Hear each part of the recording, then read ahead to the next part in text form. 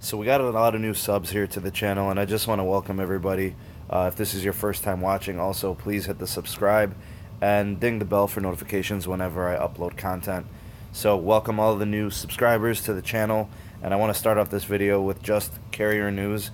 So basically anything in this video is going to be relevant to Verizon, Sprint, and AT&T.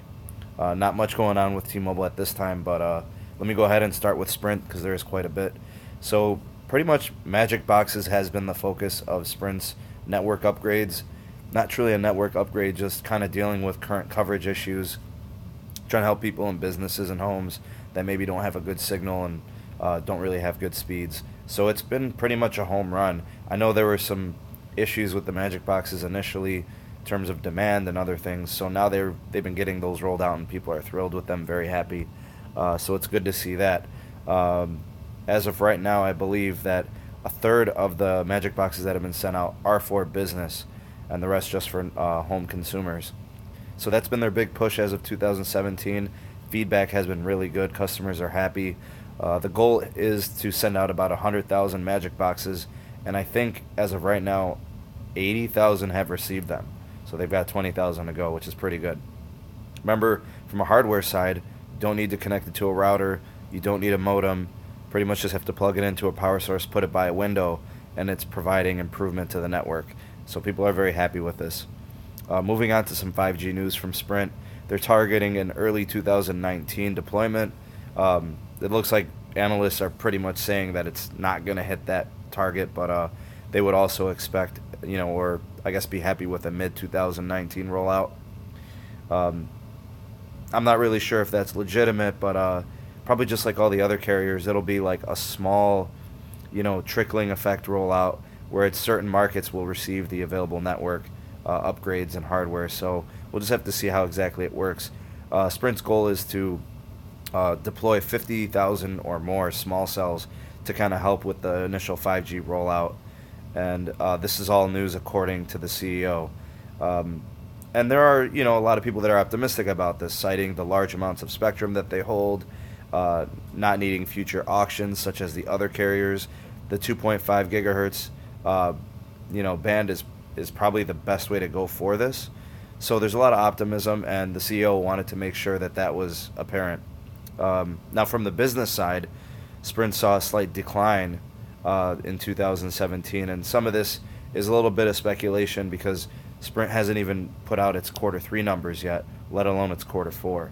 So what's expected is that Sprint probably went down from an 8.5 billion to 8.2 billion dollar generator for the year.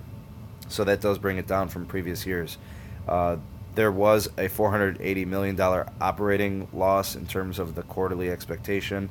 So even considering the tax relief and restructure, this wasn't necessarily good. So as of right now, the analyst outlook is slightly negative, and I think that's why the 5G comments from their CEO were important, trying to get people to kind of believe in Sprint moving forward.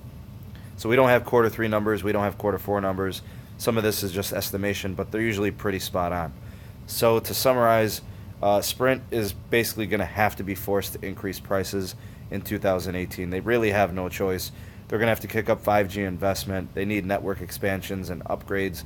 They've got to improve network performance. And meanwhile, their net gains just haven't reflected much improvement. So they haven't had all of the gains that they were looking for, and the profit hasn't been there. So, something has to give, and they're going to have to bring up the prices. So that's it for Sprint. Let's move on. We're going to go over to Verizon. Verizon was able to obtain another J.D. Power and Associates award. This was for data, messages, and call quality, so overall network quality. This is for months July through December of 2017. So I believe that makes 3 quarters in a row, or 3 halves in a row, I guess. They do it every 6 months.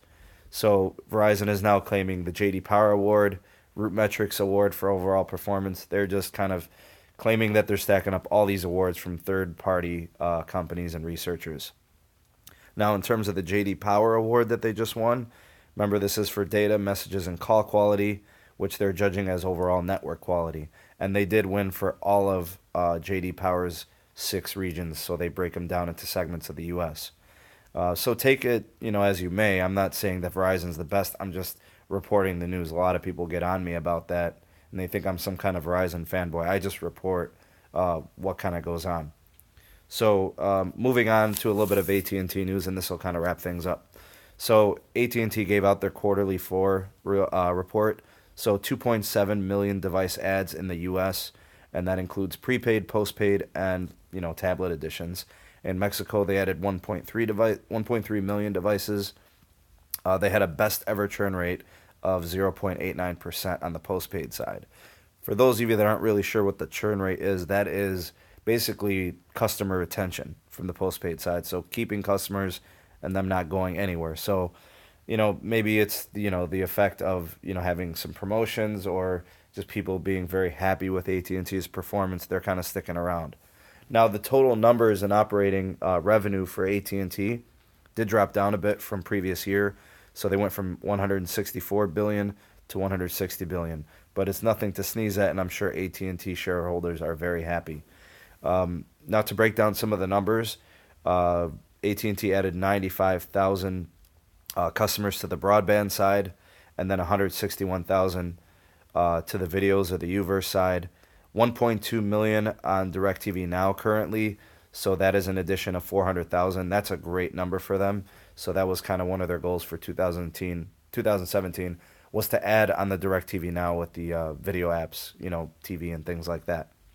So that's really it for this one. You guys can let me know in the comment section what you think of these numbers, if anything impressed you, anything that caught your attention that you thought was interesting. Now, up and coming, a new video will be coming out here over the weekend. It's going to be a device-only update. For the most part, it'll be about Apple news, so devices up and coming in 2018. A little bit of speculation, a little bit of rumor, but there is some reliable information in there. Also, some Samsung Galaxy news with the S9, S9 Plus, and potentially the S9 Active. So we've got like battery sizes, costs, and features that are going to be highlighted in the new Galaxy devices that's going to be launched here in the next month. And a little bit on Google and their finance numbers from 2017, a little bit of device news, sales, and things like that. So, stay tuned to the channel. Those informational pieces will be in the next video. So, again, thank you guys for watching. Greatly appreciated.